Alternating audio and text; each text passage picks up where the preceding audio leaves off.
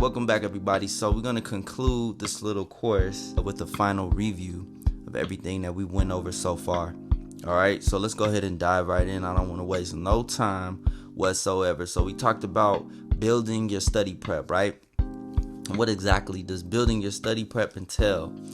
So create an outline of your exam topics. All right, so remember in the first section, we talked about how to outline all of the topics from your exam. And what we did was we used Trello, a project management tool, to basically separate all of the main topics. And then within the sections that house those main topics, we added all of our subtopics.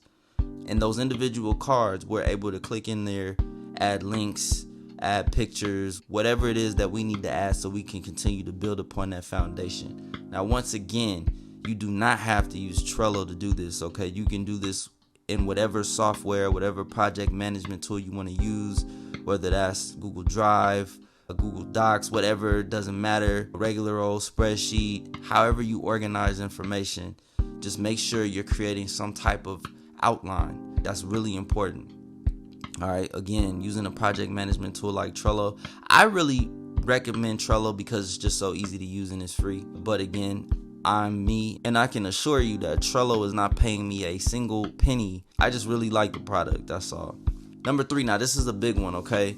Use OpenStax or any of the recommended textbooks from the College Board to create a vocabulary bank. All right, and not just a vocabulary bank. You definitely want to use that textbook to really build the bulk of your study guides, okay? All my study guides that I've created for myself, that's exactly what I did. I used a textbook that followed the breakdown as close as possible, and I just consolidated the information from that textbook, put it in my own words, and I created my own study guide like that. And then I also used the glossary to create a vocabulary bank. I made flashcards. I highly recommend you do that. If you could only use one tool, I would recommend you to use a textbook that, like I said, follows the breakdown, and you can easily transition from the textbook to the breakdown and consolidate that information. And if I sound like a broken record, it's because I'm really trying to drill these concepts home with you. So again, don't neglect OpenStax, all right?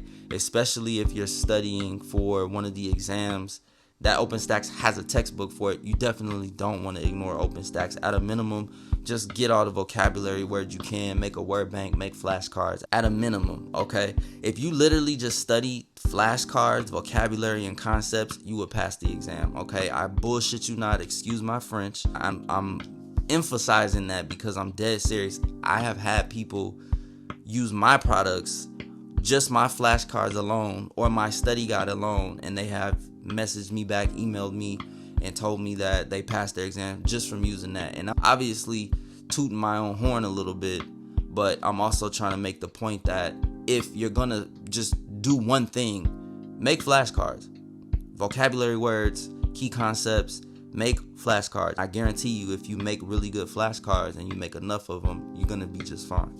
All right, whether you use my products or not, you can make your own flashcards, and you can make your own study guides. So I'm giving you these tools and mapping it out for you the best way to do it. So moving on to number 4, open a Modern States account and get familiar with the platform. Again, very important. I highly recommend, if you're studying for any CLEP exam, please open a Modern States account if you don't have one already.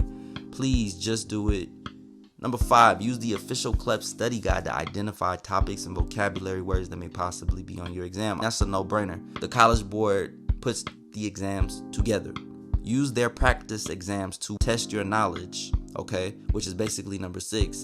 And those practice exams could potentially be answers to questions on your real exam.